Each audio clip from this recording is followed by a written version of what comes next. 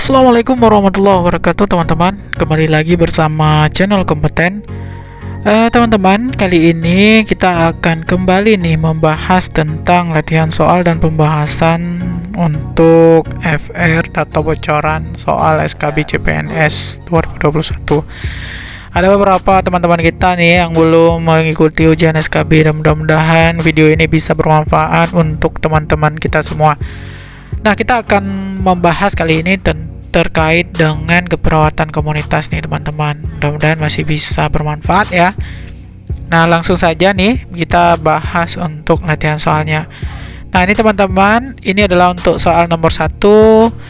Perawat komunitas saat ini sedang memberikan pendidikan kesehatan tentang ASI eksklusif pada sekelompok ibu yang mempunyai bayi berumur kurang dari 6 bulan teman-teman.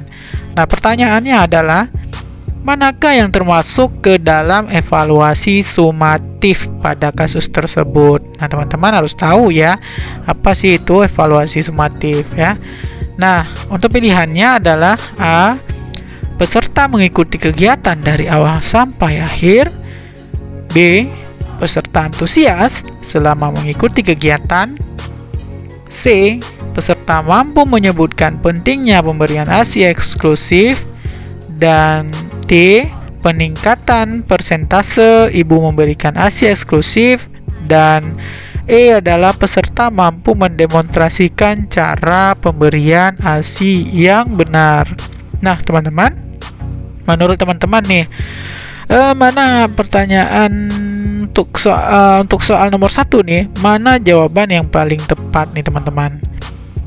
Nah, kita lihat jawaban yang paling tepat adalah D teman-teman, yaitu peningkatan persentase ibu memberikan ASI eksklusif. Ini merupakan evaluasi sumatif pada kasus nomor 1. Nah, kenapa bisa demikian? Mari kita lihat pembahasannya. Nah, teman-teman, ini paling lengkap nih teman-teman ya untuk pembahasan kita. Nah, yang pertama adalah teman-teman harus tahu dulu nih bahwasanya terdapat beberapa cara untuk mengevaluasi intervensi keperawatan komunitas. Apa saja? Yang pertama adalah evaluasi formatif. Nah, evaluasi formatif ini merupakan evaluasi yang bersifat evaluasi sementara. Nah, ini dilaksanakan selama pelaksanaan program yang sifatnya untuk perbaikan program atau tindakan. Nah, kemudian yang kedua adalah evaluasi sumatif. Nah, evaluasi sumatif ini merupakan evaluasi final nih teman-teman, untuk melihat hasil keseluruhan dari program yang telah selesai dilaksanakan, apakah program tersebut berhasil atau tidak. Nah, atau ditujukan untuk melihat apakah terjadi perubahan perilaku pada pasien atau klien kita setelah diberikan penyuluhan. Nah, ini terkait dengan penjelasan untuk evaluasi intervensi keperawatan komunitas. Nah, teman-teman, selain itu, evaluasi juga dapat dibagi menjadi dua nih teman-teman ya. Nah, contoh nih misalnya, yang pertama di sini ada evaluasi kognitif ya, atau pengetahuan ya, di mana kriteria hasil ini disusun berdasarkan pengulangan informasi yang telah diajarkan pada klien. Nah, untuk mengevaluasi apakah informasi dapat dimengerti, klien harus dapat menyebutkan, menyatakan, dan mendefinisikan. Ini biasanya di akhir ya teman-teman. Nah, ini kita akan meminta klien untuk mengulang informasi yang telah kita berikan. Contoh misalnya, setelah akhir intervensi, klien mampu menjelaskan tentang atau mengenai TBC jika memang ini merupakan penyuluhan tentang TBC teman-teman. Nah, kemudian evaluasi afektif ya, atau perasaan atau emosi ya. Nah, ini dapat ditulis dalam bentuk status emosional klien dan bertujuan untuk mengetahui bagaimana respon klien terhadap intervensi. Nah, kemudian nih teman-teman, yang ketiga ini merupakan evaluasi psikomotor. Nah, apa sih evaluasi psikomotor? Nah, evaluasi psikomotor ini adalah mengidentifikasi perilaku yang diharapkan ini dapat dilakukan oleh klien. Nah, sebagai hasil dari rencana intervensi kita, atau misalnya klien dapat mendemonstrasikan kembali apa yang telah kita ajarkan pada penyuluhan atau pada pendidikan kesehatan.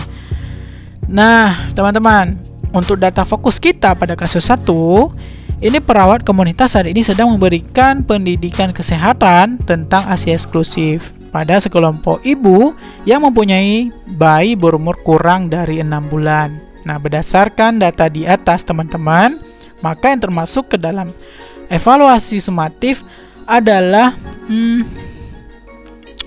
peningkatan persentase ibu memberikan ASI eksklusif, karena evaluasi sumatif adalah metode evaluasi untuk melihat keberhasilan intervensi yang kita berikan. Nah, pemberian pendidikan kesehatan tentang ASI eksklusif ini ditujukan untuk meningkatkan persentase ibu-ibu yang memberikan ASI eksklusif selama 6 bulan pada bayinya. Nah, seperti itu ya teman-teman. Kemudian, coba deh kita tinjau untuk opsi yang lain. Contoh misalnya mengikuti kegiatan dari awal sampai akhir ya. Nah, ini ya. Ini tidak tepat teman-teman, karena merupakan salah satu contoh evaluasi yang formatif. Kemudian jika opsi jawaban peserta antusias selama mengikuti kegiatan, ini juga tidak tepat, karena merupakan salah satu contoh untuk evaluasi afektif teman-teman. Nah, selanjutnya peserta mampu menyebutkan pentingnya pemberian ASI eksklusif. Ini juga dianggap tidak tepat ya, karena merupakan salah satu contoh saat melakukan evaluasi untuk jenis kognitif. Nah, bagaimana dengan mendemonstrasikan cara pemberian ASI yang benar ya, ini juga dianggap tidak tepat nih teman-teman, karena merupakan salah satu contoh dari evaluasi psikomotor. Nah, semua yang opsi jawaban kita sudah membahas ya. Jadi sehingga yang paling tepat itu adalah D teman-teman ya, yaitu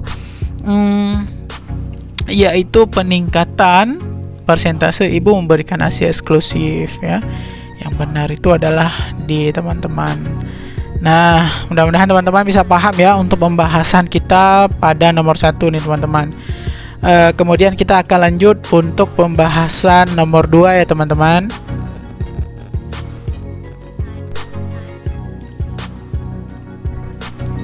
Nah teman-teman, ini merupakan soal untuk nomor 2. Seorang pasien dibawa ke puskesmas dengan keluhan sesak nafas dan batuk lebih dari 2 minggu. Setelah dilakukan pemeriksaan nih teman-teman, pasien yang ini didiagnosa dengan kasus TBC ya, atau TB paru teman-teman. Nah, pasien ini dianjurkan untuk mengkonsumsi obat secara rutin. Setelah 3 bulan klien tidak mau lagi untuk mengkonsumsi obat karena merasa kondisinya itu sudah membaik. Nah, teman-teman, untuk soal nomor 2 ini kita lihat mana seperti apa untuk pertanyaannya. Nah, apakah masalah keperawatan pada kasus di atas? Nah, teman-teman, yang ditanyakan di sini adalah masalah keperawatan. Nah, kita lihat untuk opsi jawabannya. A, manajemen kesehatan tidak efektif. B, ketidakpatuhan. C, pemeliharaan kesehatan tidak efektif. D, defisit kesehatan komunitas. Dan E adalah perilaku kesehatan cenderung beresiko. Nah teman-teman, untuk jawaban nomor 2, mana nih yang paling tepat menurut teman-teman? Nah, jawaban yang paling tepat itu adalah B teman-teman, yaitu ketidakpatuhan. Nah, kenapa bisa ketidakpatuhan ini menjadi jawaban kita? Mari kita bahas untuk soal nomor 2. Nah teman-teman, ini yang perlu kita bahas di nomor 2. Nah, yang pertama adalah teman-teman harus tahu ya, tuberkulosis ini juga dikenal dengan TB ya, atau TBC atau TB paru. Nah, ini merupakan penyakit paru-paru akibat kuman Mycobacterium tuberculosis ya. Nah, TBC ini akan menimbulkan gejala berupa batuk yang berlangsung lama, misalnya nih lebih dari 3 minggu teman-teman. Kemudian biasanya berdahak dan terkadang mengeluarkan darah. Nah, kuman TBC tidak hanya menyerang paru-paru nih teman-teman, tetapi juga bisa menyerang tulang, kemudian usus atau kelenjar. Nah, penyakit ini ditularkan dari percikan ludah yang keluar dari penderita TBC ketika berbicara, batuk, atau bersin. Kemudian, penyakit ini juga lebih rentan terkena pada seseorang yang kekebalan tubuhnya itu rendah, misalnya penderita HIV. Nah, untuk data fokus kita pada soal nomor 2 nih teman-teman. Yang pertama adalah seorang pasien ini dibawa ke puskesmas dengan keluhan sesak nafas dan batuk lebih dari 2 minggu. Nah, ini kita dapat 1 nih teman-teman datanya. Kemudian pasien ini didiagnosa dengan TB paru atau TBC, ini juga dapat. Kemudian pasien dianjurkan untuk mengkonsumsi obat secara rutin. Nah, lebih depan. Kemudian ada satu lagi nih teman-teman, data fokus kita pada kasus nomor 2 ini, yaitu setelah 3 bulan klien tidak mau lagi mengkonsumsi obat karena merasa kondisinya sudah membaik. Nah, ini paling biasa terjadi nih pada pasien dengan kasus TB paru ya. Berobat enggak tuntas dan merasa sudah enak, jadi nggak mau lagi untuk minum obat. Nah, berdasarkan data di atas dapat kita simpulkan bahwasanya klien tidak mengikuti rencana terapi yang diberikan atau disepakati dengan tenaga kesehatan. Maka dari itu, diagnosa yang tepat pada kasus kita nih teman-teman adalah ketidakpatuhan ya. Nah, kenapa bisa? Karena ketidakpatuhan ini merupakan perilaku individu yang tidak mengikuti rencana perawat atau pengobatan yang telah disepakati dengan tenaga kesehatan. Nah, sehingga nih teman-teman menyebabkan hasil perawatan yang tidak efektif ya. Nah, kenapa nih bisa? Penyebabnya biasanya apa saja? Nah, yang pertama kita bisa dapat nih tentang disabilitas nih. Contoh, kemudian adanya efek samping program perawatan, kemudian beban biaya program perawatan juga banyak ya teman-teman. Selanjutnya untuk penyebabnya ada lingkungan ya. Biasanya lingkungan ini yang memang tidak mendukung, seperti dukungan keluarga ya, kemudian lingkungan sekitar tempat tinggalnya yang memang tidak mendukung untuk program pengobatan. Kemudian program terapi yang kompleks dan lama memang iya ya teman. Untuk kasus TB ini biasanya pengobatannya itu sampai dengan 6 bulan ya, sehingga mungkin ya ini dianggap lama teman-teman untuk sebagian penderita. Soalnya program terapi ini juga tidak ditanggung asuransi ya. Ini di beberapa wilayah atau provinsi memang tidak ditanggung sama asuransi teman-teman ya untuk program TB. Kemudian ketidakadekuatan pembahan ya, dan yang terakhir adalah kecemasan ya, sehingga dia merasa sudah baik, ngapain untuk kita langsung melanjutkan pengobatan. Nah, sebenarnya ini adalah hal yang salah teman-teman. Mau dia sudah membaik ya atau tidak, pengobatan ini harus dilakukan secara tuntas teman-teman. Nah teman-teman, ini merupakan lanjutan pembahasan untuk nomor 2 nih teman-teman. Contoh nih, misalnya tanda dan gejala yang kita dapatkan pada kasus teman-teman ya. Contoh misalnya ada tanda dan gejala, kita sudah lihat tadi penyebabnya teman-teman ya. Sekarang kita akan bahas tentang tanda dan gejalanya. Yang pertama adalah tanda mayor ya, atau gejala mayor. Ini menolak menjalani perobatan atau perawatan, kemudian menolak mengikuti anjuran, kemudian perilakunya yang tidak mengikuti program perawatan, dan perilaku tidak menjalankan anjuran. Nah, bagaimana terkait dengan tanda dan gejala minor? Contoh misalnya tampak tanda dan gejala penyakit atau masalah kesehatan yang masih ada atau bahkan meningkat. Selanjutnya, tampak komplikasi penyakit masalah kesehatan yang menetap bahkan meningkat. Ini tanda dan gejala minor. Nah, kata kunci teman-teman pada kasus kita tadi nomor 2 untuk diagnosa ini adalah ditandai dengan pasien tidak mau mengkonsumsi lagi obat yang seharusnya dikonsumsi ya. Maka jawaban yang paling tepat itu adalah opsi B teman-teman, yaitu ketidakpatuhan pasien untuk minum obat. Nah, bagaimana dengan tinjauan opsi lain teman-teman nih ya?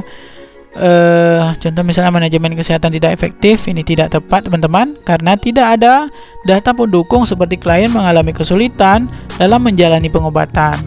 Kemudian pemeliharaan kesehatan tidak efektif, ini juga tidak tepat ya, karena tidak ada data yang menunjukkan adanya gejala penyakit dan kurangnya. Selanjutnya defisit komunitas nih, ini juga tidak tepat karena pada kasus ini tidak ada menjelaskan terjadinya banyak masalah kesehatan dan adanya data, belum adanya program kesehatan yang ada belum berjalan efektif, ini juga tidak disertai dengan data. Selanjutnya perilaku kesehatan cenderung berisiko, ini juga tidak tepat karena bisa diangkatkan ketika hanya terdapat perilaku yang tidak baik tanpa munculnya masalah kesehatan. Nah, di dalam soal masalah kesehatannya sudah muncul teman-teman, sehingga yang paling tepat itu adalah B teman-teman, yaitu diagnosa terkait dengan ketidakpatuhan ya. Demikian teman-teman, kita akan lanjut untuk membahas soal kita lanjut ke pembahasan soal nomor 3 teman-teman.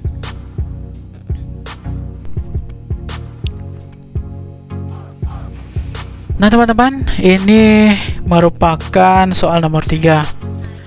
Nyonya S sedang mengikuti kegiatan posbindu yang rutin diadakan 1 kali sebulan. Nah saat ini teman-teman, Nyonya S sedang melakukan pengukuran pada TB, berat badan dan lingkar perut. Nah pertanyaannya teman-teman, di meja berapakah Nyonya S sedang diperiksa pada kasus tersebut? A. Meja 1, B. Meja 2, C. Meja 3, D. Meja 4, dan E adalah meja 5. Nah, jawaban yang paling tepat untuk kasus nomor 3 ini adalah C teman-teman ya. Jadi jawaban yang paling tepat itu adalah di meja 3 teman-teman ya. Nah, kenapa bisa demikian? Coba kita lihat untuk pembahasannya teman-teman. Nah, ini merupakan pembahasan kita pada soal nomor 3.